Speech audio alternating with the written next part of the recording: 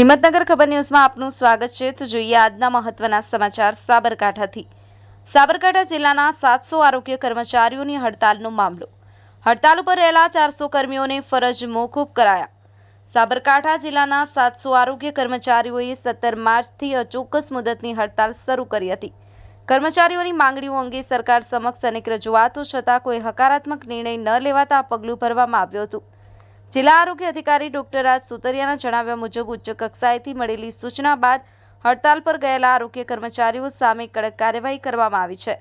406 કર્મચારીઓની સેવામાંથી મુક્ત કરવામાં આવ્યા છે। 55 કર્મચારીઓની સામે ચાર્જશીટ કરવામાં આવી છે।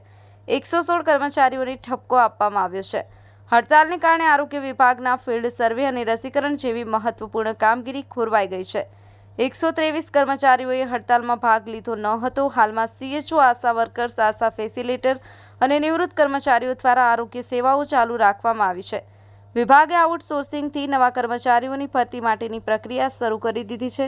ટૂંક સમયમાં નવા કર્મચારીઓની નિમણૂક કરવામાં આવશે જેથી આરોગ્ય સેવાઓ સુચારુ રીતે ચાલુ રહે। જીતુભા રાઠોડ, હિંમતનગર ખબર ન્યૂઝ, સાબરકાંઠા।